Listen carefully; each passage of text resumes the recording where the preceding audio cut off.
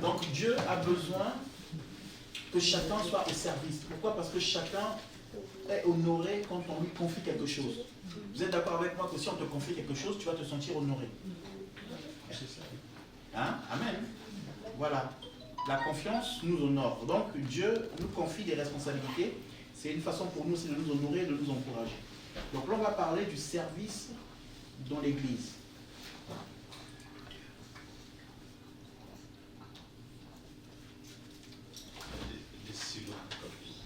Et le service dans l'Église a pour but, suivez bien ce que je vais dire, le service dans l'Église a pour but d'être efficace dans ce que nous avons à faire dehors.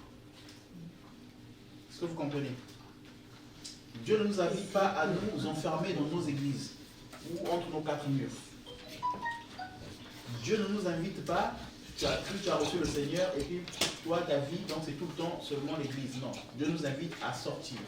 Et sortir, ça veut aussi dire ton voisin, ton frère, ton ami. Ok.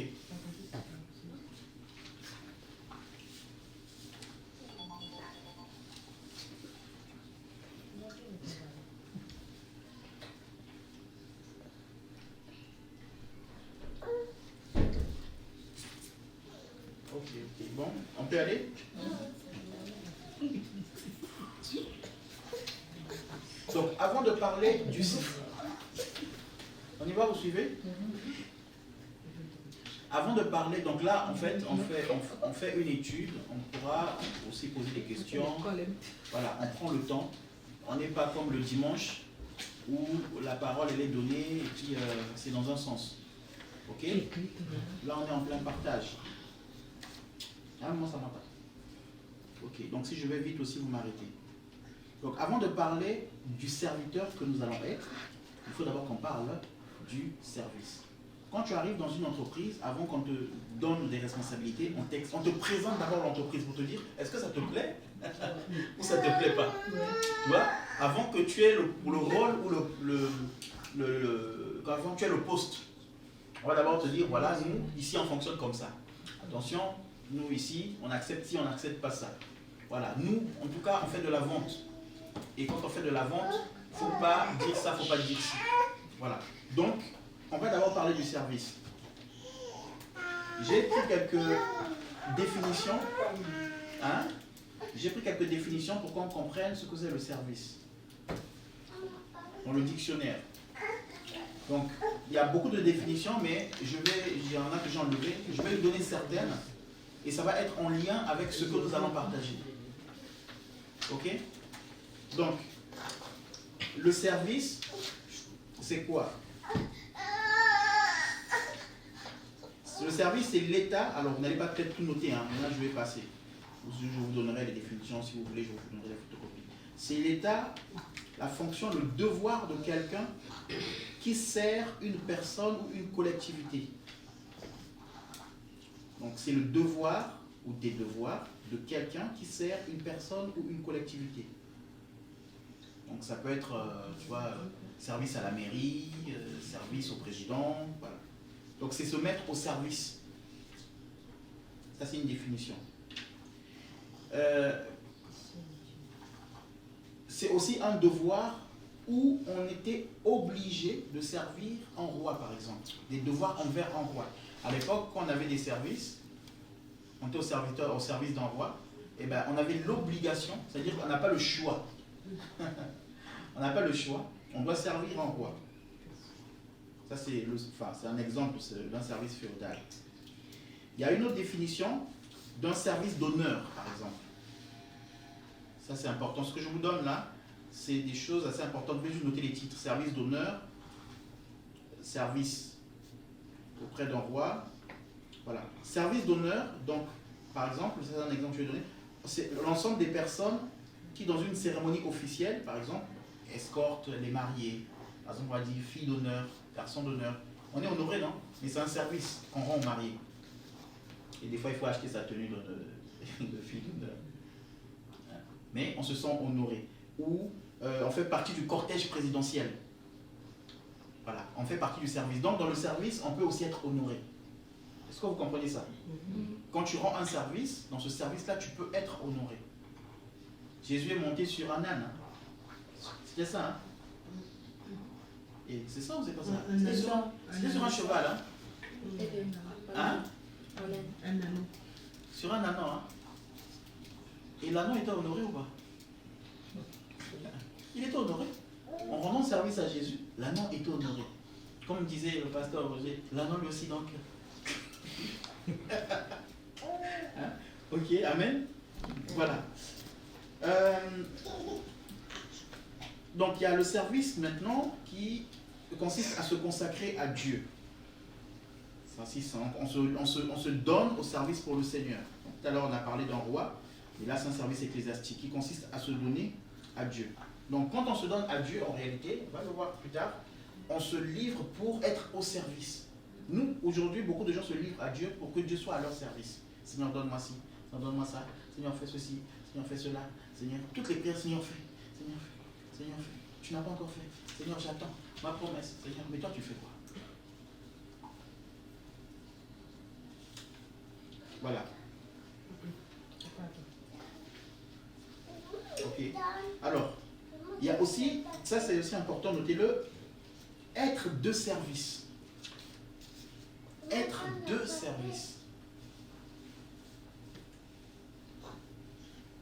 Donc, dans un moment où on remplit une fonction, où on doit faire quelque chose, je suis de service aujourd'hui. Pour ceux qui travaillent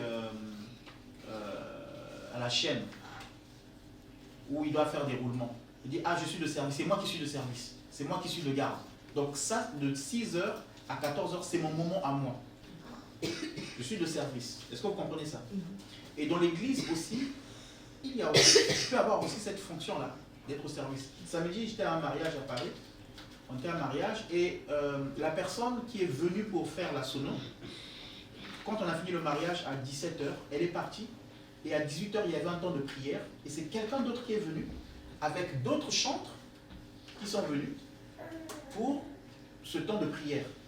Donc lui, il est venu prendre la relève à la place de celui qui s'occupait de la sono. Donc l'autre a fini son service à 17h. Un autre frère est passé prendre le relais. Donc il y a un programme qui est là. À qui est de programme ce jour-là? À telle heure qui est de programme? Être de service. Ça c'est super important.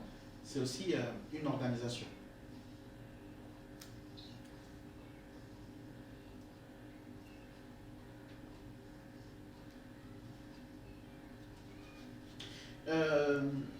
Alors, il y a aussi le service qui est mauvais. Rendre un mauvais service. Rendre un mauvais service à quelqu'un. Donc on peut être au service, mais rendre un mauvais service.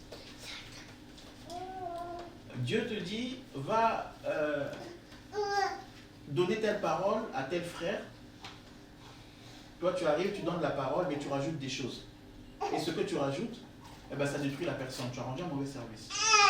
Au départ, tu devais rendre un service agréable, un bon service, mais comme tu as mis du tien, tu as rendu un mauvais service. Et qui peut avoir des conséquences sur la vie du frère, de la sœur. Amen. Donc en gros, toutes ces définitions-là que j'ai données, il y en a encore plein, mais toutes ces définitions que j'ai données rejoignent un mot qui s'appelle la disponibilité. Il n'y a pas de service sans disponibilité. Ça, c'est une chose. La deuxième chose, c'est que le mot service, à un moment donné, implique une obligation.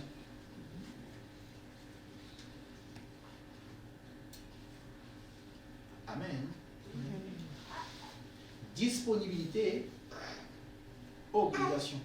Mais quand je mets le mot obligation entre parenthèses parce que on va voir tout à l'heure que la grâce ne nous oblige pas. Mais la grâce me donne de m'obliger. Deux choses différentes. Dieu ne me force pas. Mais moi-même, non, je ne peux pas. Est-ce que vous comprenez?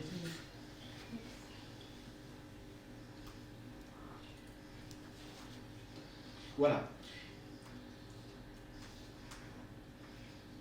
Nous, en ce qui nous concerne, on va parler du service divin. Le service pour Dieu. Le service dans l'Église. On sert Dieu, mais on sert Dieu au travers aussi des hommes, donc des frères et des sœurs. Quand je dis homme, j'aimerais d'abord enlever cette image que nous avons. On croit que quand on dit homme, c'est juste être au service d'un pasteur, au service d'un prophète, au service d'un docteur, au service d'un évangéliste. Est-ce que vous comprenez ça? On nous a inculqué ça. Je ne dis pas que c'est mauvais. Mais ce que je veux dire, c'est qu'au-delà d'un pasteur, d'un prophète, de qui que ce soit, on est au service d'un frère et d'une sœur. On est au service de l'Église. Quand vous lisez les épîtres, Paul va dire les uns les autres. Les uns les autres. Il ne va pas dire les uns et les pasteurs ou les uns et les prophètes. Non, les uns les autres. Les uns et les autres, dans les uns et les autres, il y a tout le monde. Sans tenir compte des fonctions que celui-là est chantre, celui-là est pasteur. Tout à l'heure, on discutait et on partageait quelque chose et on se rendait compte que, en fait, dans certains milieux, on favorise les gens parce qu'on découvre qu'ils ont des dons. Ah, mais lui, il sait faire ceci, ok. Donc là, on l'accueille bien, on est gentil avec lui. Mais quand on voit quelqu'un qui n'a, enfin, pas qui n'a pas de dons, mais qui n'exprime rien, ou on découvre rien, on néglige, oh, mais ça c'est juste tel frère. Est-ce que vous comprenez? Donc, être au service de Dieu, c'est être au service des hommes, et tous les hommes. Jésus s'est rendu disponible pour Dieu et il s'est donné pour les hommes. Amen. Donc si ça, je ne l'ai pas encore assimilé ou je ne l'ai pas encore accepté, je fausse tout. Ça veut dire que s'il y a un frère ou une sœur que j'aime pas, eh ben, je ne pourrais pas être au service de ce frère-là. Ça veut dire que je ne pourrais pas être au service de Dieu. S'il y a quelqu'un à qui je n'ai pas pardonné, pour qui je garde toujours quelque chose dans le cœur, eh ben, je passe à côté de ce à quoi Dieu m'appelle. Oui.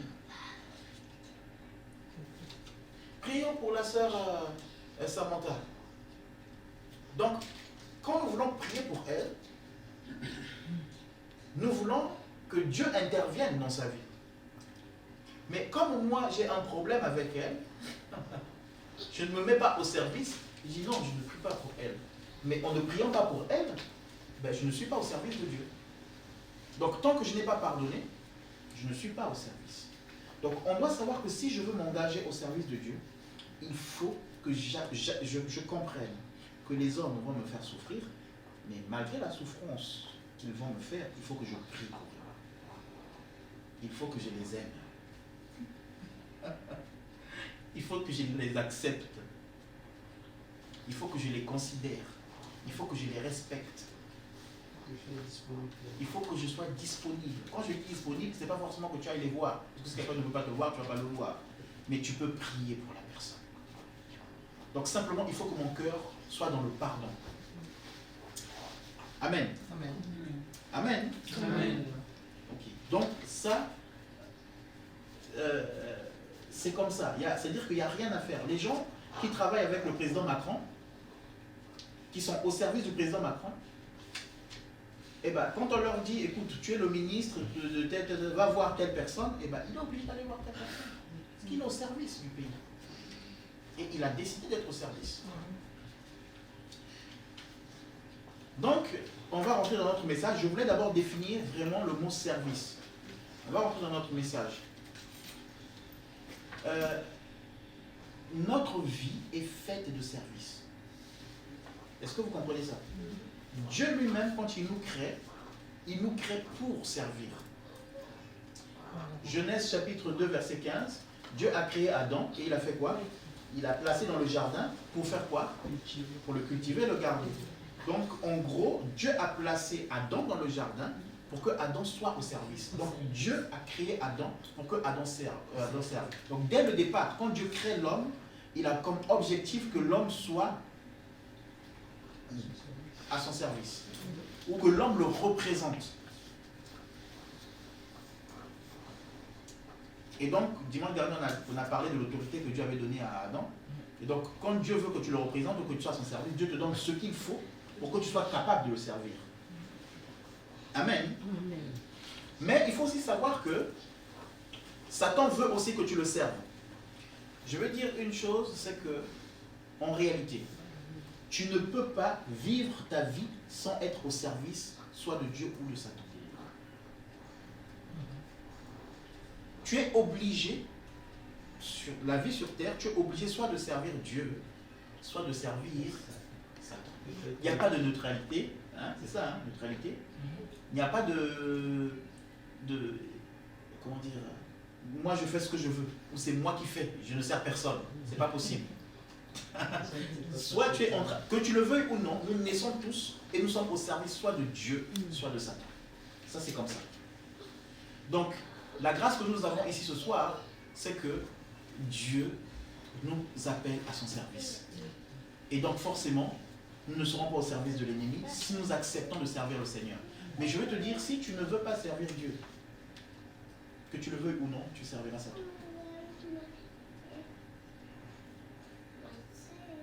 Dieu crée Adam dans le jardin, il le place dans le jardin, et qu'est-ce que Satan fait?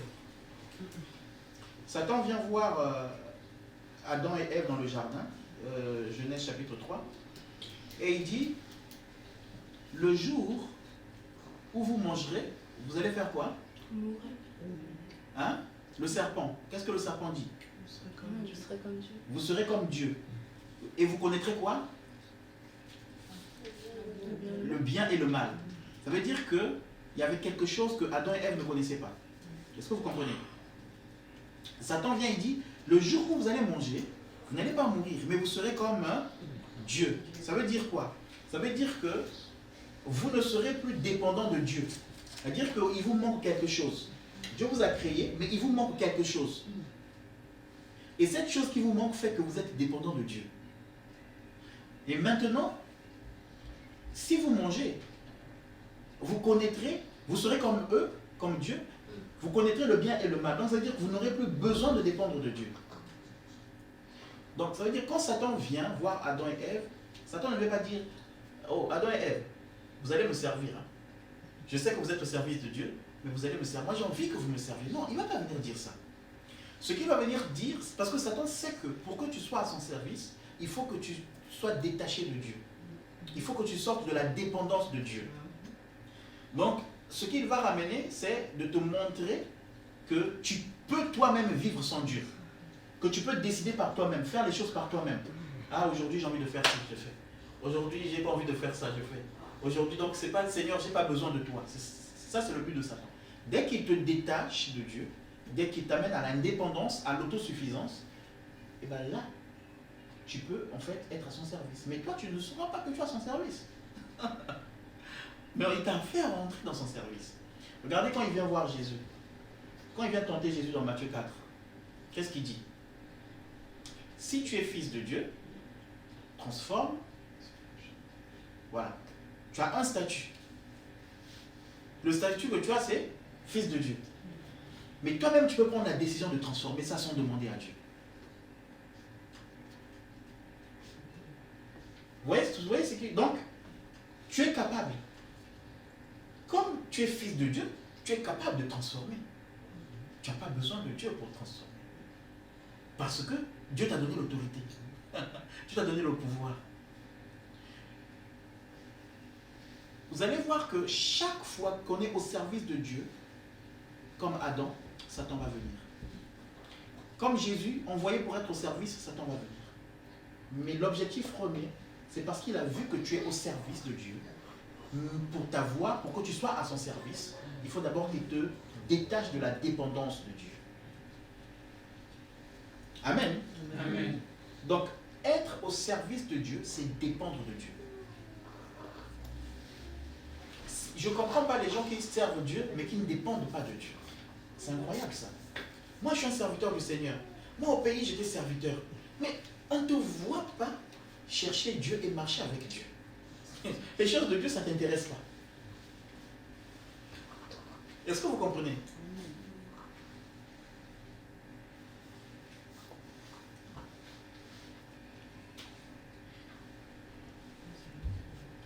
Être au service de Dieu, c'est dépendre de Dieu. Et comment faire pour dépendre de Dieu? C'est être en communion avec Dieu. Comment être en communion avec Dieu? La première chose que Dieu nous a laissée pour le connaître, c'est sa parole. Pour dépendre de Dieu, c'est là. Donc ça, c'est personnel. À la maison, il faut lire, il faut méditer, il faut prier, il faut parler avec Dieu. Amen. Ok. On avance. Donc, soit on est au service de Dieu, soit on est au service de Satan. Tu n'as pas le choix. Je répète encore. Chaque fois que nous allons fuir le service pour le Seigneur, sachant que nous sommes en train de servir Satan, qu'on le veuille ou non. Et je vais répéter que chaque service a un salaire. Donc si tu sers Dieu, tu auras un salaire. Si tu sers Satan, tu auras aussi un salaire. Salaire de Satan. Le salaire de Satan. C'est Michel qui disait, il a parlé d'un chanteur là cet après-midi, il disait, ah j'espère que lui là où il est bien. Je ne sais pas où il est, s'il est sauvé ou pas, mais elle a dit, j'espère vraiment que là où il est bien.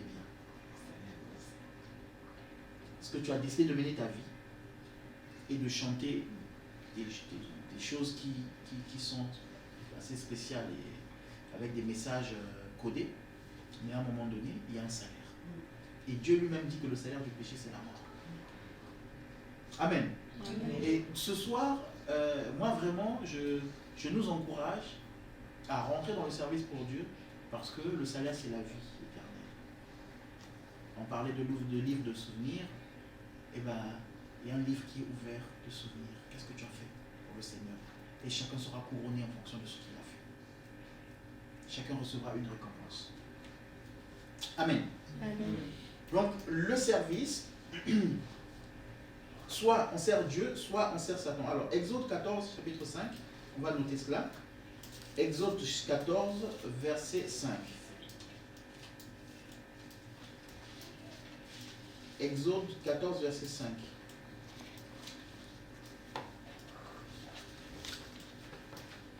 Si quelqu'un veut bien lire, Exode 14, verset 5. On annonça au roi d'Égypte que le peuple avait pris la fuite. Alors le cœur de Pharaon et celui de ses serviteurs furent changés à l'égard du peuple. Ils dirent, qu'avons-nous fait en laissant aller Israël, dont nous n'aurons plus les services? Ah, qu'avons-nous fait en laissant aller Israël, dont nous n'aurons plus les services? Israël était en Égypte. Qui connaît cette histoire?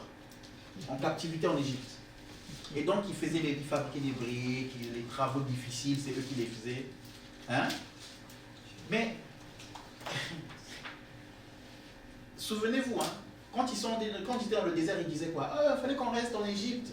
Là-bas, on avait des concombres, là-bas, on était bien. Vous vous souvenez, hein? Mais, les Égyptiens sont en train de dire, hein, pourquoi on a laissé partir Israël? Mais on n'aura plus leur service. Donc en fait, Israël était exploité. Quand tu es au service de Satan, Satan t'exploite. Regardez beaucoup de chanteurs. Là, je prends l'exemple d'un chanteur qui vient de décéder, là, ça fait pas longtemps. Tout le monde en a parlé. Hein, maman Léa, tu connais, hein? C'est quelqu'un qui avait du talent. C'est quelqu'un qui avait du talent. Mais Satan prend ce talent et il l'utilise à son service pour détruire. Et la finalité, elle est là. Dieu voulait peut-être que tu vives plus longtemps. Ta vie, elle est écourtée. Et donc le peuple d'Israël s'est sauvé. Le Seigneur les a délivrés. Et les Égyptiens sont en train de dire, mais vous voyez, nous n'aurons plus les services. Pourquoi on a laissé partir? J'ai envie de dire, quand tu sers pas Dieu, tu sers l'ennemi. Tu sers pour le bénéfice de l'ennemi. Hébreux chapitre 6, verset 10. Il est dit, notez-le, Hébreux chapitre 6, verset 10. Ces deux versets pour vous montrer simplement la comparaison. Hébreux chapitre 6, verset 10. Il est dit, car Dieu n'est pas injuste pour oublier votre travail et l'amour que vous avez montré pour son nom, ayant rendu et rendant encore des services aux saints.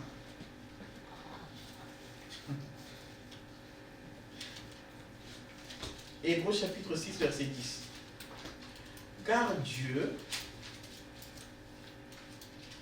n'est pas injuste pour oublier votre travail, Amen, Amen.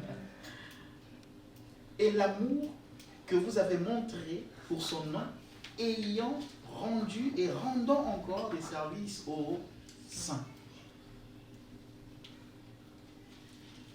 Donc si on compare avec le service rendu par les Juifs à l'Égypte, il y a une grosse différence. Les Égyptiens ne sont pas justes, mais Dieu est juste. Il est dit, car Dieu n'est pas injuste pour oublier. Vous savez que les Égyptiens ont oublié ce que Israël avait fait pour eux.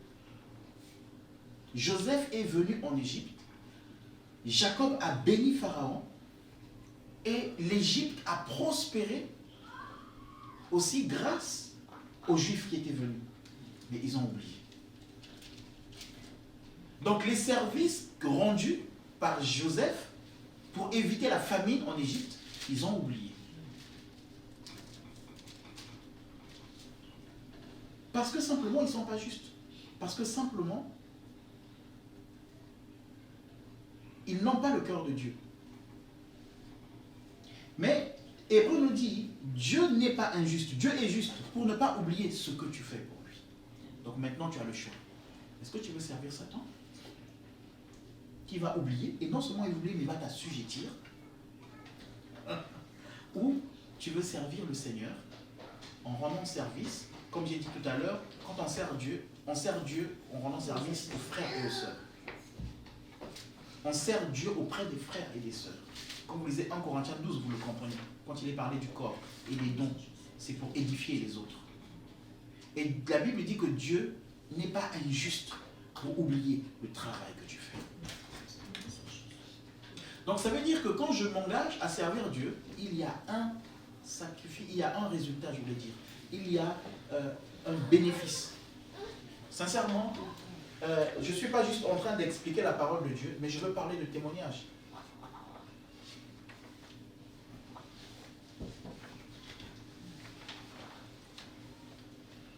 Je sers le Seigneur. Depuis 80, je me suis converti en 99. Mais bon, avant je servais, mais je n'étais pas converti. C'était, voilà. C'était l'habitude, quoi. Papa à l'église, et voilà. Donc, tu te fâches dimanche matin et tu joues plus au piano. Voilà, ça c'est différent. Mais, et puis là, les frères disent, mais il n'est pas là sans enchaînement. Il s'est battu ce matin.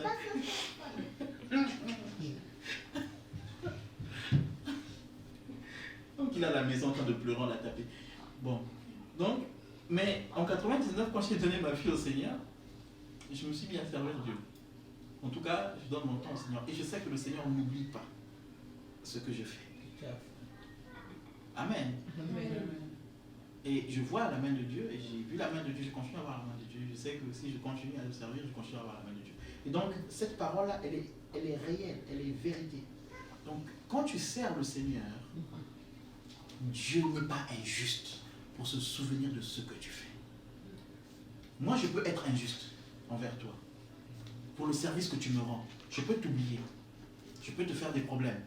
Parce que tu m'as rendu 1000 services, mais le jour où tu ne m'as pas rendu un service, je peux te faire des problèmes. Mais le Seigneur n'oublie aucun des services que tu rends au sein pour sa gloire. Donc c'est à nous de décider, nous voulons servir qui? Et je répète encore que le service, c'est pour Dieu, mais aux frères. Il est dit ici, ayant rendu et rendant encore des services aux saints. Il y a beaucoup de chrétiens qui ont arrêté de servir les autres parce qu'ils ont été déçus. Tout le monde a été déçu. Tout le monde est passé par une déception. J'ai pas envie de dire moi le premier, mais je pourrais dire moi le 5e. Quand même pas loin. Pourquoi? J'aurais peut-être pas dû faire ça, j'aurais peut-être pas dû l'aider. Non, il faut aider, il faut continuer à rendre service. Et Dieu n'est pas injuste pour oublier. Amen. Ok, donc le service, je répète encore, le service, est-ce que vous me suivez? Le service, c'est envers les frères et les sœurs. Donc si tu n'aimes pas quelqu'un, tu es déjà off. Si tu ne sais pas pardonner, tu es déjà off. Si tu fais des clans, tu es déjà off. S'il y a quelqu'un que tu ne supportes pas, tu es déjà off.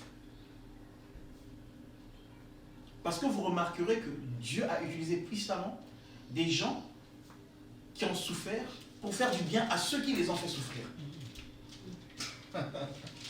Amen. Donc si tu t'arrêtes à dire que moi, lui, m'a fait ça, donc je ne peux pas être disponible. Seigneur, merci parce que tu as fait de moi un serviteur, mais lui, je ne veux pas prier pour lui. Seigneur, lui, je ne le supporte plus. Tu es à côté de la plaque. Et si tu n'es pas prêt pour cela, ce message ne te concerne pas.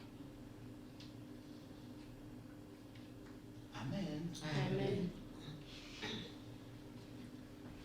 C'est pour cela que Dieu, avant de nous utiliser, nous fait passer par des épreuves où on est rejeté, où on est persécuté, où on est haï, où on vit des injustices. Parce que pour que tu sois au service, il faut que tu passes par là pour que ton service soit agréé et soit conforme selon Dieu.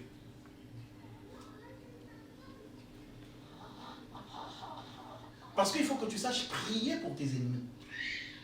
Il faut que tu saches bénir ceux qui te maudissent. Mais comment tu vas prier pour ceux qui te haïssent si tu ne sens pas quelqu'un qui te hait?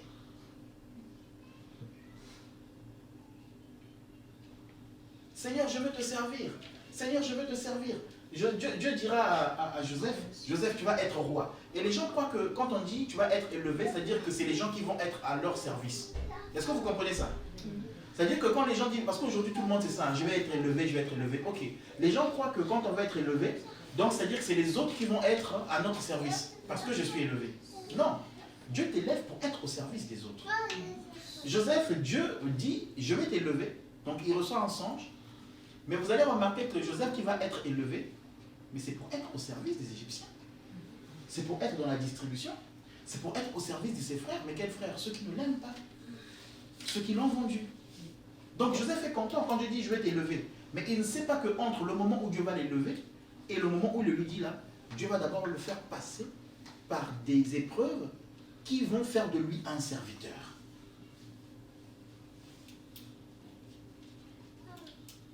Amen. Amen. Je veux te servir, Seigneur. Amen. Dieu est content. Moi, je sers des serviteurs. Mais Dieu doit te faire passer par l'école. Comme ça, quand tu pries pour quelqu'un, après la personne te dit, je t'aime pas. Il te fait des problèmes, il va t'accuser encore. Maintenant, toi, tu connais les secrets. Maintenant, est-ce que tu vas les sortir? Non. Mais tu vas continuer à prier pour la personne. Tu connais la vérité. Mais tu ne vas pas la sortir parce que tu es en aide pour la personne. C'est ton rôle.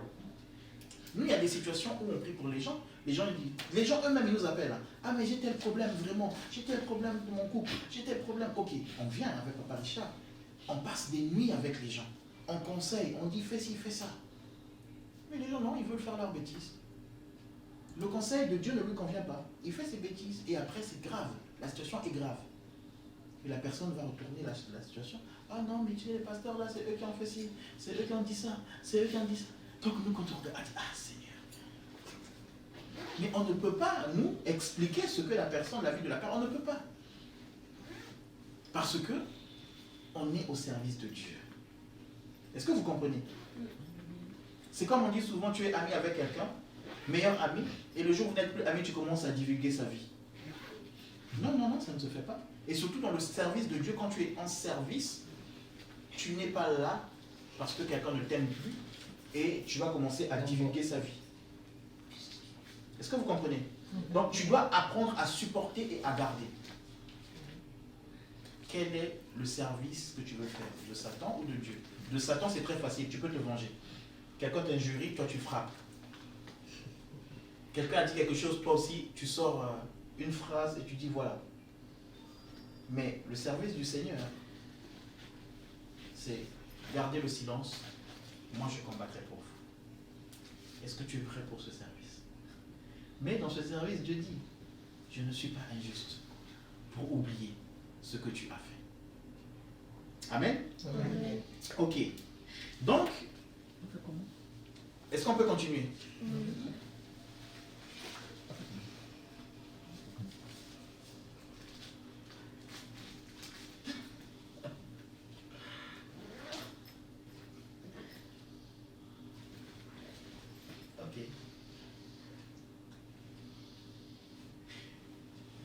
Donc, notre vie, elle est faite, écoutez bien, hein, notre vie, elle est faite de service. Soit on sert Satan, soit on sert Dieu. Mais quand nous naissons, nous sommes au service de l'ennemi. Et Dieu vient dans notre vie, il nous délivre, et quand il nous délivre, il nous met à son service. Est-ce que vous comprenez ça?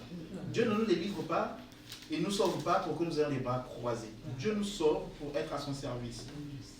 Matthieu chapitre 11, versets 27 à 30. Matthieu chapitre 11, 27 à 30. C'est un passage que nous connaissons, mais on va comprendre quelque chose. Matthieu chapitre 11, 27 à 30. Matthieu 11, 27 à 30.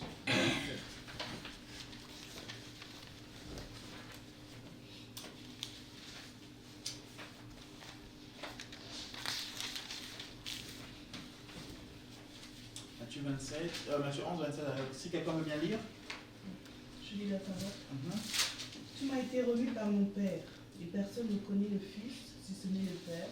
Personne non plus ne connaît le Père, si ce n'est le Fils, et celui à qui le Fils veut le révéler. Venez à moi, vous tous qui êtes fatigués et chargés, et je vous donnerai du repos. Prenez mon joug sur vous et recevez mes instructions, car je suis doux et humble de cœur, et vous trouverez du repos pour vos âmes. Amen. Amen. Continue la dernière phrase. Car mon joug est aisé et mon fardeau léger. Ah. Amen. Dans la version, mon joug est doux et mon fardeau léger. Donc il dit, venez à moi, vous tous qui êtes fatigués et chargés, et je vous donnerai du repos.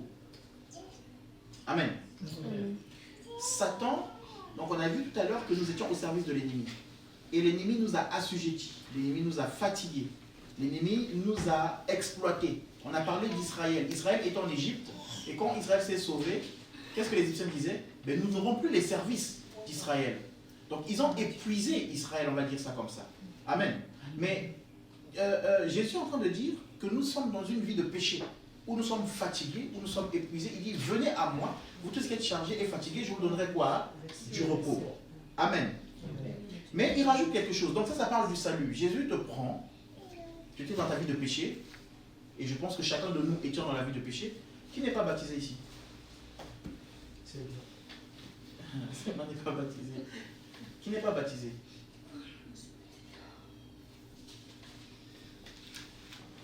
C'est bon?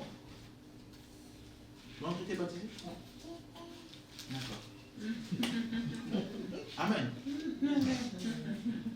Il y a le baptême aussi, il y a des baptêmes, mais l'autre est le baptême trinitaire. Le baptême trinitaire. Il y a le baptême des catholiques, le baptême dans l'eau. Le baptême par immersion. C'est-à-dire que... ok, non.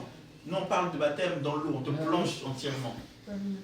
Hein, par immersion. Tout le monde a eu ce baptême. Hein? Ok? Donc on avance. Donc ça veut dire que le Seigneur nous a pris dans le péché où nous étions et Dieu nous a sauvés. Amen. Venez vous tous qui êtes chargés, fatigués, je vous donnerai du repos. On est d'accord, hein? Ok. Maintenant Jésus ne s'arrête pas là. Il dit, prenez mon joug sur vous. Prenez mon joug sur vous et recevez mes instructions, car je suis doux et humble de cœur, et vous trouverez du repos pour vos âmes.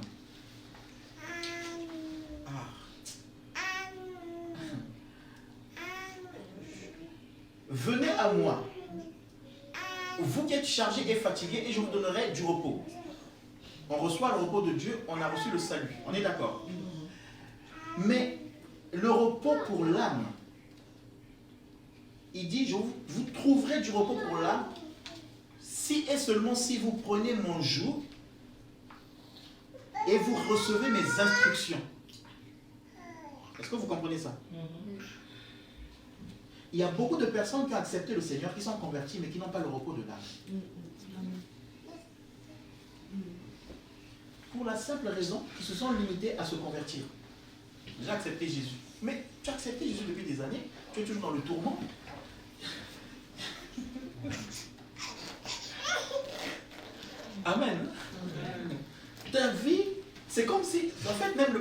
il est mieux. Mais pourtant, tu as reçu Jésus, tu as été baptisé. Mais il n'y a rien qui avance. Tu es toujours dans les paniques. Tu ne sais pas où tu vas. Tu ne sais pas, pas d'objectivité, pas d'objectif, pas de but dans ta vie. Tu es toujours tourmenté. Pourquoi?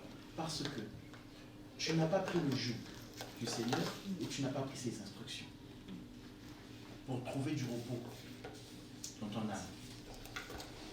Donc, Dieu est en train de dire quoi? Tu as été délivré d'un service, maintenant il faut que tu rentres dans un autre service.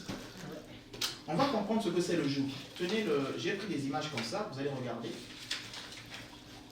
Vous allez faire passer ce que c'est un joug. Pour qu'on comprenne bien. Quand Jésus parlait à l'époque,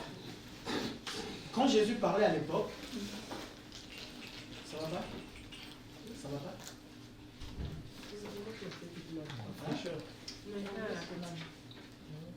T'as de la fièvre? T'as de la fièvre? Qu'on va prier pour notre sœur. On élève la voix et on prie pour elle. Seigneur, nous te prions pour la sœur Léa. Au nom de Jésus, nous menaçons la maladie. Au nom de Jésus, nous menaçons les douleurs, les maux de tête dans le nom de Jésus-Christ. Nous savons que c'est toi qui guéris. Nous savons que c'est toi qui... Tu dis par tes mains que nous sommes guéris. C'est toi qui relèves, Seigneur, c'est toi qui restaures. Alors nous te confions sa santé, nous te confions sa vie au nom de Jésus. Nous déclarons que le sang de Christ traverse son être entier. Nous déclarons que le sang de Christ traverse son corps. Nous déclarons que le sang de Christ traverse son système en tout entier. Nous déclarons que le sang de Christ, au nom de Jésus, renouvelle toutes cellules au nom de Jésus. Nous déclarons que le sang de Christ rend à la perfection son état, dans le nom de Jésus-Christ. Amen. Amen. Amen. Ok, donc j'ai fait passer une image. Comme ça, on va comprendre ce que c'est le joug. Donc, quand Jésus parlait, Jésus prenait les images, même pas juste Jésus, mais à l'époque, enfin, que ce soit Jésus, que ce soit ceux qui ont été avant Jésus, dans chaque tradition, quand on veut expliquer quelque chose, on prend des images pour que les gens comprennent de quoi on parle. Ok? Donc, on prend des images pour que les gens comprennent de quoi on parle. Donc, le joug, en fait, c'est cette pièce-là que vous voyez, qui est attachée au bœuf. Donc ça permet d'accoupler, par exemple, les têtes de deux bœufs et qu'ils aient une même direction et qu'ils fassent mieux le travail. Ou qu'ils aillent, s'ils ont un traîneau, qu'ils aillent dans le même sens. Ok? Donc c'était rattaché souvent à quelque chose avec des roues, s'il y avait des charges à transporter. Donc ça c'était le joug. Donc c'est une pièce qu'on mettait sur la tête des bœufs. Alors, il y a le sens figuré du mot joug, ça parle de contrainte. Est-ce que vous comprenez ça? Ça parle de contrainte, ça parle d'obligation morale. Parce que quand on mettait un joug sur des bœufs, eh ben, c'était pour les obliger, les orienter. Ils n'avaient pas le choix, si vous voulez. Donc, nous, quand Jésus nous dit de prendre son joug, Jésus, en réalité, il ne nous oblige pas. Mais c'est nous qui allons nous obliger. Puisqu'il te dit, venez, prenez. Ce n'est pas lui qui dit, je vous impose un joug. Est-ce que vous comprenez? L'ennemi nous a pris, il nous a imposé un joug. Il y avait un homme, dans Actes chapitre 3, un boiteux, qu'on prenait, qu'on déposait à la porte. C'était un joug. À la porte du temple, on le déposait là, on l'exploitait. Donc, il prenait de l'argent, mais il y a des gens qui venaient, qui le déposaient là. Jésus, lui, ne nous exploite pas. Jésus dit, je te délivre d'un joug. Est-ce que vous comprenez? Jésus dit, je te délivre d'un joug, mais après il dit, c'est à vous. Prenez mon joug sur vous. Donc prenez mes obligations, si je peux le dire comme ça, prenez mes contraintes et recevez mes instructions. C'est à vous de poser l'acte de recevoir mes instructions. Toujours, je place devant toi la vie et la mort. tu as la liberté. Mais de toutes les façons, si tu n'es pas dans le joug de Christ que tu prends toi-même, tu vas être dans un autre joug que Satan va t'imposer. Donc l'image que vous voyez des bêtes là, c'est comme ça que Satan, entre-temps, nous menait nos vies. Où nous étions dans un joug attaché comme ça. Mais tu vas où? Ah, je vais voler. Pourtant, je n'ai pas envie, mais je ne sais pas. Mais oui, mais on te conduit, ta tête, elle est dans un joug. Avec un frère de confiance, on va voler des membres. Amen. Hein? Donc, esclave. Esclave de la violence. Esclave du mensonge. Esclave de l'immoralité. Esclave de l'impudicité. Et Jésus vient nous délivre. Et puis il lui dit, écoute, voilà, je t'ai délivré, mais maintenant moi je te donne un joug, reçois-le. Une autre signification, je vais vous faire passer cette image-là aussi, vous allez voir. Regardez.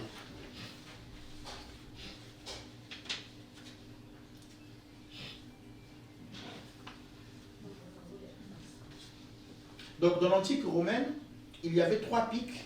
Quand vous voyez les 3 pics là, les 3 piquets là, on mettait 3 piquets comme ça. Et c'est aussi un joug. Donc en fait, quand les Romains gagnaient sur leurs ennemis, pour les humilier, ils les obligeaient à passer en dessous de ces 3 pics là. Ils voulaient les humilier, en réalité. Donc ils leur imposaient une humiliation, en les faisant passer sur ce joug là. Est-ce que vous comprenez?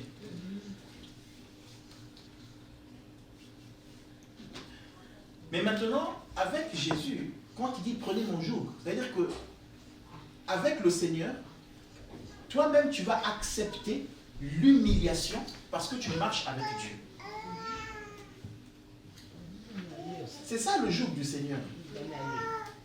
Est-ce que vous comprenez ça? C'est ça, c'est-à-dire que toi-même, comme comment il s'appelle, comme Jacob, pourquoi on t'appelle Israël, toi-même tu vas t'abaisser devant le Seigneur. Toi-même tu vas t'abaisser parce que tu reconnais que tu es petit. Et toi-même tu vas accepter de servir Dieu sachant que tu vas être humilié. Moi au collège, au lycée, quand je me suis converti au lycée, j'étais humilié. J'étais humilié. Franchel l'avait dit, il avait donné un témoignage. Il était avec moi au collège, le jour de ma consécration. Il a dit, tout le monde se moquait de lui. Mais c'est un choix. J'ai accepté qu'on se moque de moi pour Jésus. Mais c'était pas facile. C'était pas facile. Les gens se foutent de toi. Et jusqu'à ce jour, il y a des gens qui se moquent des chrétiens. Mais nous acceptons d'être humiliés parce que nous avons accepté le joug qui est l'image des 3 piliers qui sont là, des 3 lances qui sont là. Et nous devons passer en dessous, nous devons passer par l'humiliation pour Christ. Parce que lui-même, il est passé par l'humiliation. Mais encore une fois de plus, Dieu ne t'oblige pas.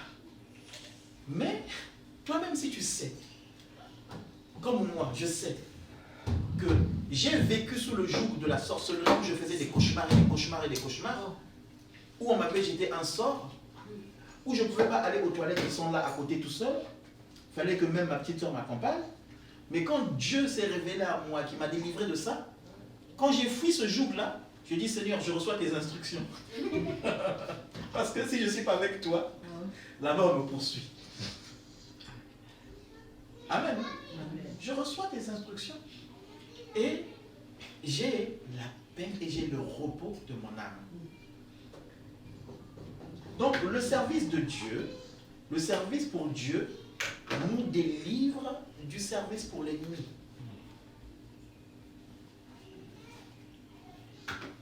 Beaucoup de gens cherchent la délivrance. Sers Dieu. Sers Dieu.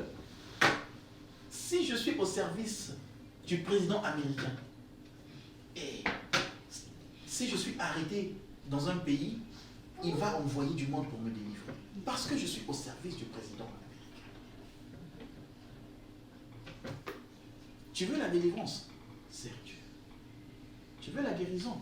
Sers Dieu. Comment je te sens? Amen. Amen. Donc, Dieu est en train de dire, Jésus est en train de dire, prenez mon joug et vous recevrez mes instructions. Vous avez vu l'image que vous êtes donnée là?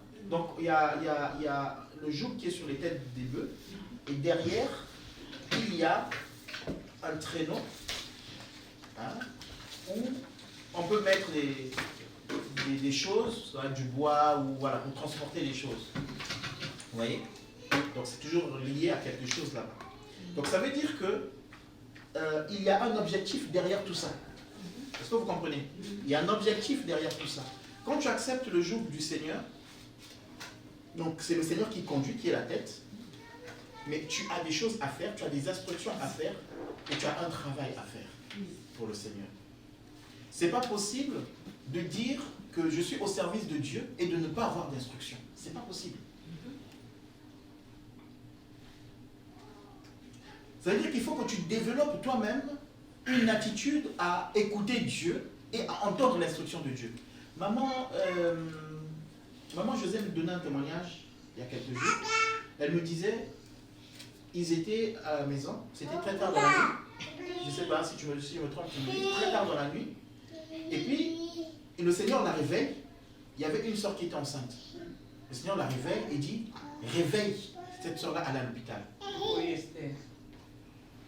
Réveille-la, allez à l'hôpital. Elle dit, mais attends, à cette heure-ci, en plus les gens dorment, elle est enceinte et tout ça, je vais la réveiller. Il dit, réveille-la, allez à l'hôpital. Elle va la réveiller. Oh, on y va à l'hôpital. Oh, mais comment ça à l'hôpital? On y va à l'hôpital. Donc même elle-même, elle comprenait, elle dit, ah mais je sais pas, on y va à l'hôpital. Mais moi, je n'ai pas de problème. Elles arrivent à l'hôpital, et bien l'enfant est en train de mourir. Et elle-même, elle ne savait pas. Donc les médecins auscultent et ils regardent et ils se disent, bah, attention, l'enfant est en train de mourir. Heureusement que vous êtes venus. Est-ce que vous comprenez? Donc, il faut être sensible aux instructions et il faut développer une capacité à recevoir les instructions de Dieu.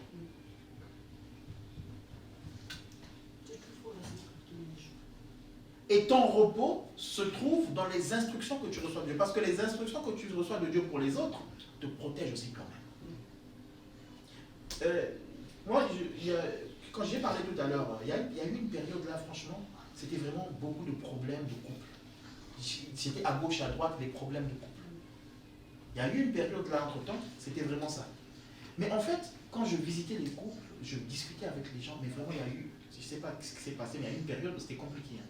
Un peu partout, les couples. Mais dans tout cela, moi-même, ça m'interpellait aussi pour mon couple. Hein. Ah mais oui.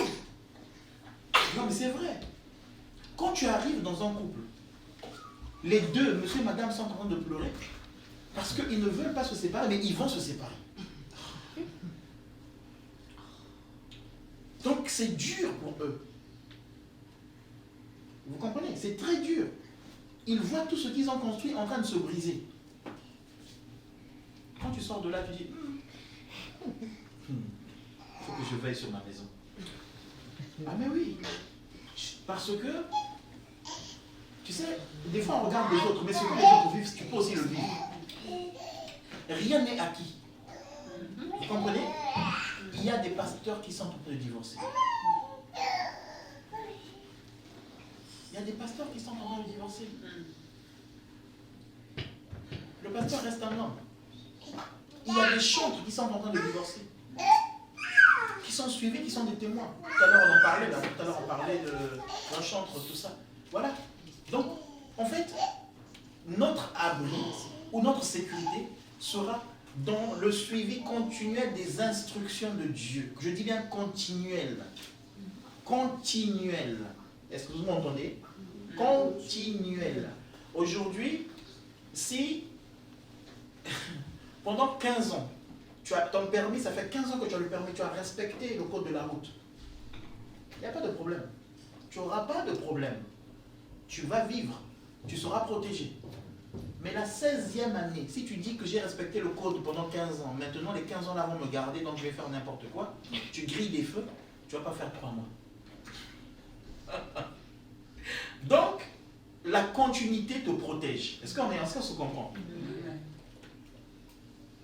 Donc, tu ne peux pas dire, parce que j'ai marché avec Dieu pendant 15 ans, maintenant la 16e année, les instructions, je ne devais plus les suivre. Non, renouvellement, nous avons besoin du renouvellement chaque jour. C'est ça qui nous protège, c'est ça qui nous préserve. Rien n'est acquis. Amen. Amen. Donc, recevez mes instructions. Mais le joug du Seigneur, Jésus est en train de dire, mon joug, il est quoi? Il est doux et léger. Jésus fait la différence entre le joug que tu avais avant. Le service que tu avais avant, il était un service difficile. Et il avait des conséquences graves. Je mène la belle vie, je sors avec des filles, mais quand il y en a une qui est enceinte, et maintenant c'est des problèmes. Oh non, mais il faut que tu avortes. Je suis plus tranquille. Mais non, mais c'est tu là. Mais oui. Mais tu t'es livré à un service de l'ennemi, et maintenant, c'est compliqué. Maintenant, tu veux tuer. Par égoïsme. Tu t'es laissé asservir par l'ennemi, tu as bu, tu t'es saoulé, et tu t'es mis devant ta famille ou devant quelques personnes. Et après, le lendemain, tu es en costume. Là, tu es dessoulé, tu es en costume. Oh, mais moi, je suis banquier. Moi, je suis architecte. Mais hier, tu t'es vautré dans ton vomi. Aucun sens, aucun respect, aucune valeur. Donc, vous voyez que Jésus est en train de te dire, hein, le joug que moi, je te donne, il est doux et il est léger. Il n'est pas comme le joug que tu as vécu dans l'autre servitude. En fait, c'est un plaisir de prendre le joug de Jésus. Et il rajoute, mon joug est doux et mon fardeau est léger. Amen. Voilà. Donc, est-ce qu'on a compris ce que c'est le joug? Donc, j'ai dit l'aspect moral du joug, c'est qu'il y a des contraintes. Si tu veux servir Dieu, il faut que tu saches qu'il y a des contraintes. Est-ce que vous comprenez? Moi, c'est ça, papa Richard est là, même Michel est là, on voyage tout le temps. Je suis presque tous les mois à Paris. Bon, là on va dire, bon, mais oui, mais c'est normal, tu es pasteur, donc l'église, tu dois revenir, c'est normal. Je veux prendre un autre exemple. Avant que je sois pasteur, j'étais responsable de chorale dans une église ici. Mais quand je me déplaçais, c'est-à-dire qu'il fallait que le matin, à 7h, il fallait que je sois à Caen et que je sois à l'église. Est-ce que j'étais le pasteur? Non. Tous les samedis, j'étais à l'église de midi peut-être jusqu'à 19h, ou des fois 20h. Même le pasteur, même lui, n'était même pas là, il n'était même plus là, il était parti, mais j'étais là. Pourquoi? Parce que j'ai accepté un fardeau qui est doux et léger. Et puis, moi-même, je sais que j'ai des contraintes. Il y avait un frère qui me disait, mais viens un week-end. Alors, je ne dis pas qu'il ne faut pas vivre sa vie. Je ne dis pas ça. Est-ce que vous comprenez? Ce n'est pas une doctrine, ce que je suis en train de dire. Ça, c'est mon, comment on appelle ça? C'est mon expérience. Est-ce que vous comprenez? Mais ce que j'ai envie de vous faire comprendre par cette expérience, c'est que je m'oblige parce que je ne dépends plus de moi, je ne fais plus ce que je veux.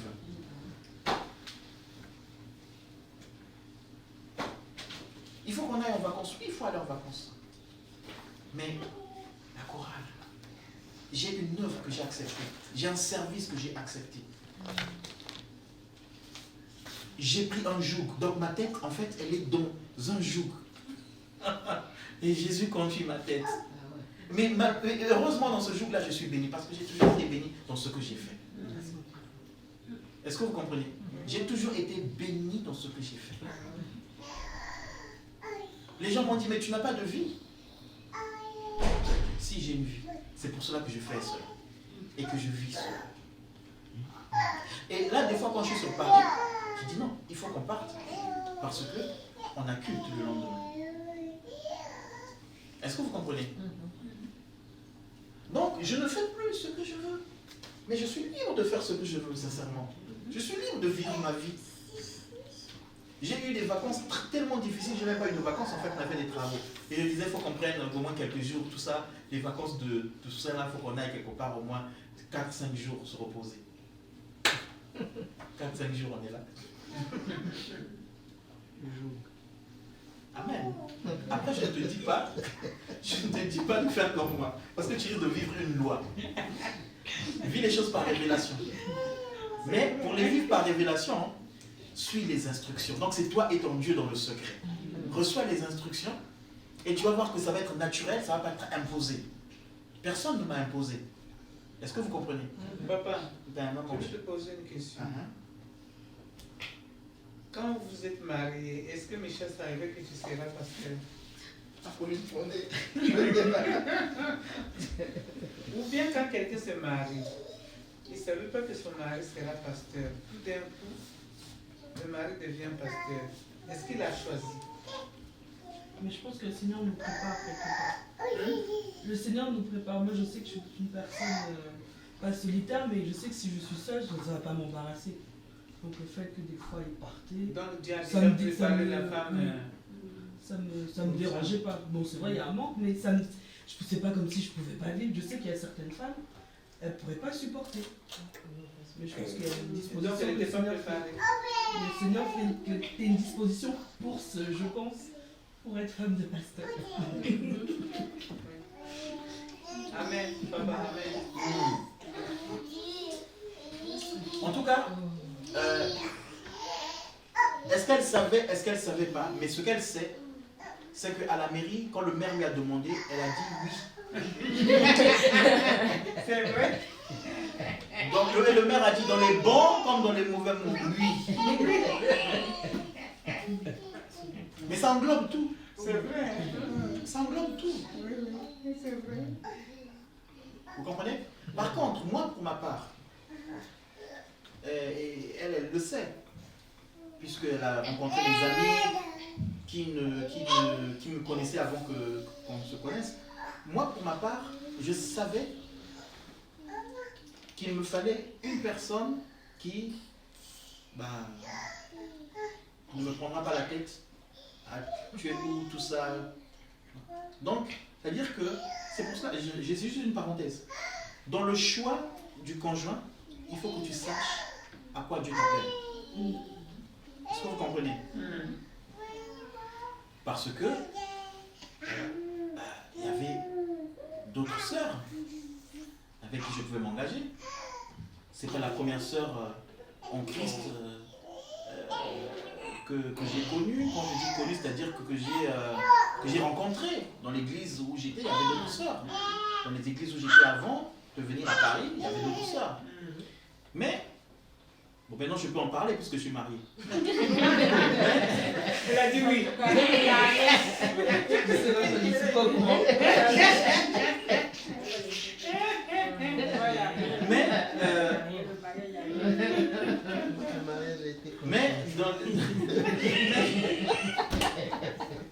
Mais dans l'église. On était trop calme là. Non, mais c'est important. Mais dans l'église où j'étais, bon, il y avait des sœurs. Mais quand je regarde, j'analyse, je me mets devant le Seigneur, je dis, ah non, celle-là, je ne pourrais même pas avoir l'occasion d'aller visiter des frères et sœurs. Ça va être compliqué. Celle-là, non, ça ne va pas. Mais ce que je veux dire, c'est que il n'y a pas que la beauté. Il faut que tu saches à quoi Dieu m'appelle et est-ce que telle personne va m'aider à faire ce que Dieu m'appelle à faire. Ah, c'est ça. Merci. C'est ça. Ou ça va être un problème pour moi. Voilà. Oui, c'est ça. Je ne dis pas que c'est un couple parfait. On apprend des choses, on a des défauts. Voilà. Quand elle boude, vraiment, là, c'est chaud.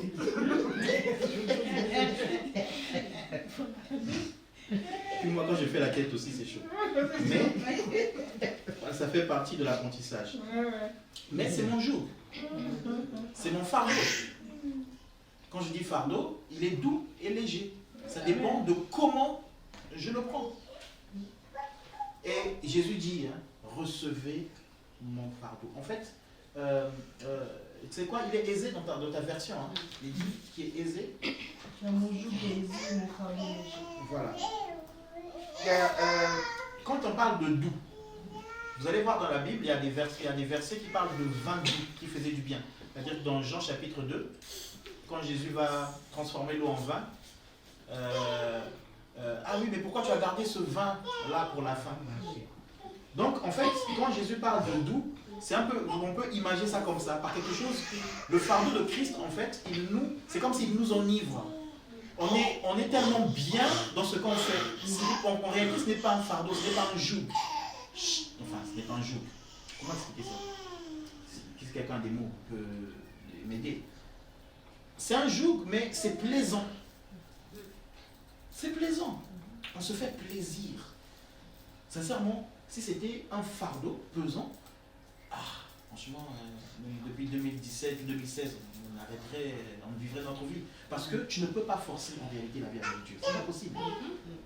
C'est comme si tu marchais sur la pointe de tes pieds. Tu ne peux pas faire 10 km sur la pointe de tes pieds. À un moment donné, tu vas retrouver ta taille normale. Donc c'est un plaisir. Et pour que ce soit un plaisir, Dieu te dit d'abord la première chose, viens d'abord déposer. Beaucoup de personnes n'ont pas déposé leur fardeau et veulent prendre le joug du Seigneur.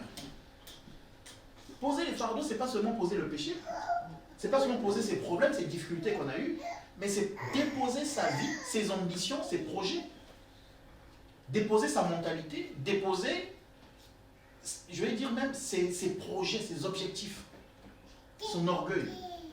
Beaucoup de personnes n'ont pas fait la première étape. Il dit, venez à moi, vous tous qui êtes chargés et fatigués. Oui, Seigneur, je suis chargé et fatigué.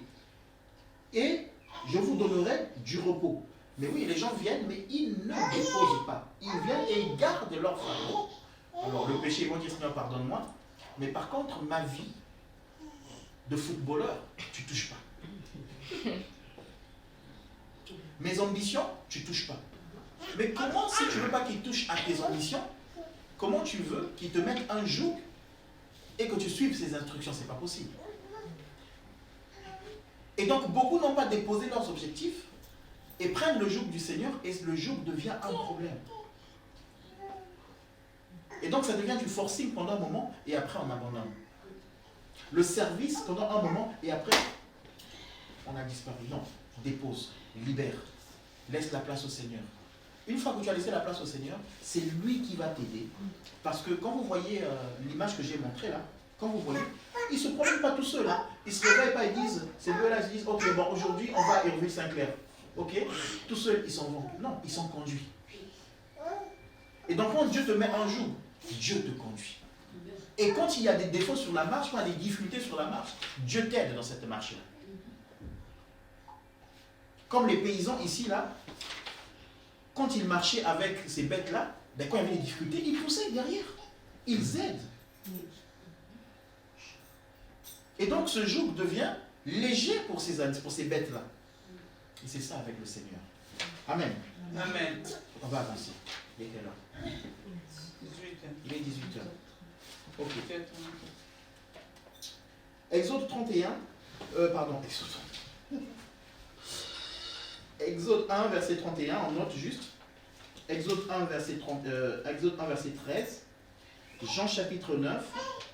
Et Actes chapitre 3. J'en ai déjà parlé, mais on va juste noter. Exode chapitre 1, verset 13. Alors il est dit, les Égyptiens réduisirent les enfants d'Israël à une dure servitude. Donc je vous ai dit, soit tu sers Dieu, soit tu sers l'ennemi. Mais quand tu sers l'ennemi, il va te réduire. Mais Dieu, lui, il va te faire grandir. Amen. Amen. Amen. L'ennemi va te réduire si tu sers l'ennemi. Hier, on regardait un reportage, comment il s'appelle? Tariq Ramadi. Un truc comme ça. On regardait un reportage hier. Cet homme est un prédicateur et qui est respecté. Vous comprenez? Qui est respecté dans l'islam. C'est un prédicateur. Mais, ce qui s'est passé, je vais être bref, c'est que il entretenait en fait une vie, une relation avec des filles. et des femmes, en fait, une vie en dehors du mariage. Et en même temps, cet homme-là voulait un débat sur la lapidation de la femme adultère. Donc pour lui, il fallait en discuter. Mais dans le secret, lui-même, il sortait avec beaucoup de femmes. Donc quand l'histoire est sortie, parce que certaines... Pardon, mais c'est possible chez eux. C'est possible d'avoir plusieurs femmes, Oui, non, mais lui, il était accusé d'adultère. Donc c'est dans le secret en fait. Et il y avait des étudiants, bon bref. Et donc, les femmes ont porté plainte, parce que, enfin, de violence ou de viol. Et finalement, au début, il a refusé. Il a dit que non, il n'était jamais sorti avec des femmes et tout ça. Mais quand il y a eu des preuves, il était obligé d'avouer. Mais en fait, quand il a avoué, c'était triste, parce que même les journalistes le disaient.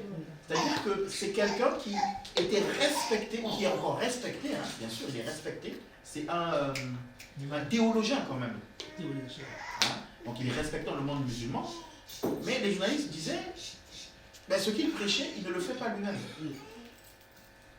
Et il est ridicule, et il est exposé, il est ridicule. Donc vous voyez, être au service du diable, un jour tu es content, mais demain tu vas être ridicule devant les gens. Donc il va te réduire à un état, mais vraiment minable, à du mépris. Est-ce que vous comprenez? David, à un moment donné, s'est laissé aller. Bah, c'était un plaisir. Bah, je sais pas. C'est ça. C'est ça, non? Hein, c'est Bathsheba, non? Et oh, c'est Bathsheba ou c'était pas Bathsheba? Hein? C'était la femme de qui? Bathsheba. Uri, c'était qui?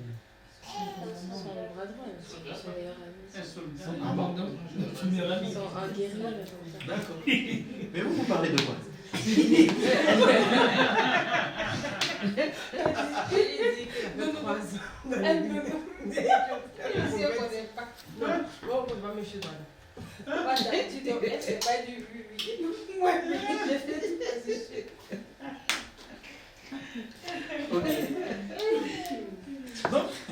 Donc David, à un moment donné, lui-même, ce qu'il a fait, eh ben, ça l'a ridiculisé. Dieu dit, ce que tu as fait dans le secret, moi je vais le faire devant tout Israël. Et les gens ont vu devant tout Israël les femmes, les concubines de David aller avec Absalom. Vous comprenez? Quand tu es dans la servitude de l'ennemi, tu vas être exposé un jour. Bref, c'est une parenthèse. Donc ici il est écrit, alors les Égyptiens réduisirent les enfants d'Israël à une dure servitude. Ils leur rendirent la vie amère par de rudes travaux en argile et en briques et par tous les ouvrages des champs. Et c'était avec cruauté qu'il leur imposait toutes ces charges. Il imposait toutes ces charges. Dieu ne t'impose rien, je répète, mais Dieu te laisse t'imposer toi-même. Et lui, il t'aide, il t'accompagne. Et dans tes faiblesses, il te relève. Et lui, il respecte ton processus pour que tu grandisses. Mais les Égyptiens ont imposé au peuple d'Israël une servitude rude. Mais les mêmes Israélites disaient, oh, on était bien en Égypte. Donc vous voyez, il y a des gens qui se plaisent dans le péché, mais ils ne savent pas que c'est rude et c'est dur. Et c'est minable. On vous rabaisse. Amen. Amen. Donc, Exode 1,13, on a dit Jean chapitre 9. Alors, dans Jean chapitre 9, il est parlé de quoi? Il est parlé de l'aveugle de naissance. Cet aveugle, depuis qu'il est né, enfin, depuis qu'il est né, il est aveugle de naissance. Donc, dès sa naissance, il est aveugle. Écoutez, dès sa naissance... Mais c'est ça? C'est une petite fille. Il fait tout ça, il rigole. Il fait ça. Il déconne.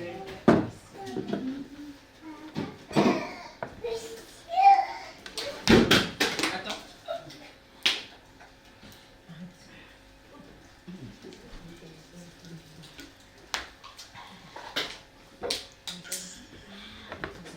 Jean chapitre 9 nous parle de l'aveugle de naissance. Donc ce monsieur-là, depuis qu'il est né, il est aveugle. Ça veut dire que depuis qu'il est né, on le conduit toujours. Depuis qu'il est né, on l'amène toujours. Même là où il était là, les gens viennent le déposer là. On va lui mettre l'argent, quelqu'un peut passer, il récupère l'argent. Donc, servitude. Mais quand Jésus apparaît, Jésus le sort de la servitude en lui redonnant la vue. Il y a beaucoup de personnes qui ont des yeux, mais qui ne voient pas, et qui marchent dans le péché. Parce qu'ils ne voient pas. Et quand Jésus vient, il te donne, il t'ouvre les yeux, il te fait tomber les écailles des yeux comme il a fait avec Paul. Et là, tu commences à voir le joug du Seigneur, qui est doux et léger. Amen.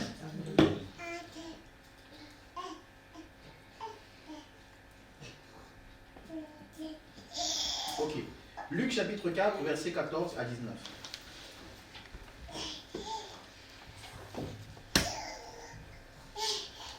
Luc chapitre 4. Est-ce qu'il y a des questions? Est-ce que vous comprenez en termes de joug et de service? Le service, c'est un joug, en réalité. Est-ce que vous comprenez? Oui, vas-y. Moi, j'ai une question par rapport justement au joug. Si on fait ce service, que ça devient un joug vraiment pesant, est-ce que ça veut dire qu'on n'est pas dans le bon service? Ou il faut se remettre en question? Ça dépend. C'est difficile de répondre à cette question parce que il y a beaucoup de raisons qui peuvent faire que ça devient pesant. L'entourage, l'ambiance peut faire que ça devient pesant. Quelqu'un, par exemple, qui est dans une chorale, il trouve que l'ambiance devient pesant à la chorale, il n'a plus envie de le faire. Et la raison, c'est quoi? Parce qu'il a un problème avec les gens de la chorale. Ça peut être...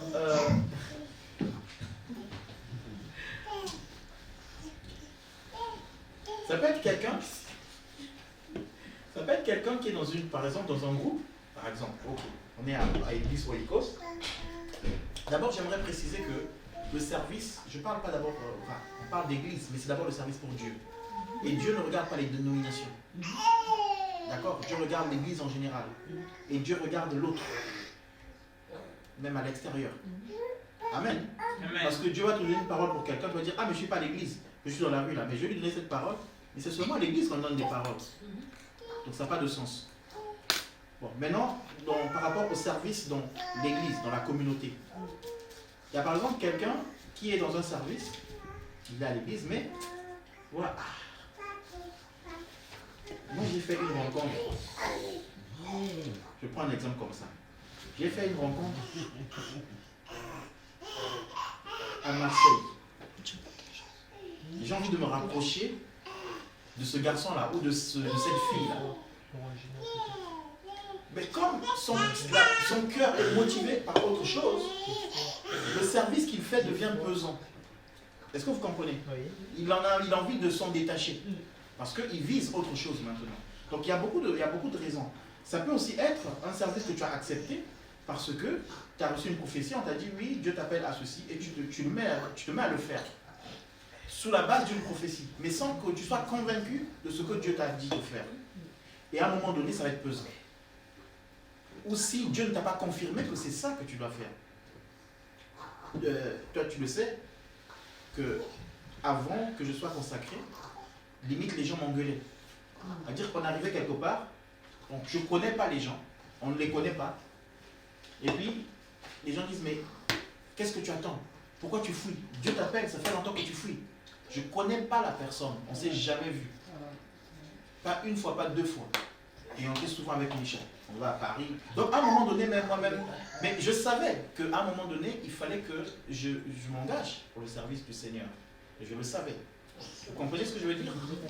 Mais je faisais, la petite peur, je peux le dire comme ça, ou crainte, c'est de faire les choses au mauvais moment, pas au temps du Seigneur. Donc, quand quelqu'un me parle comme ça, pour moi, c'est pas nouveau. Enfin, c'est pas nouveau. Oui, c'est pas nouveau. Il m'apprend.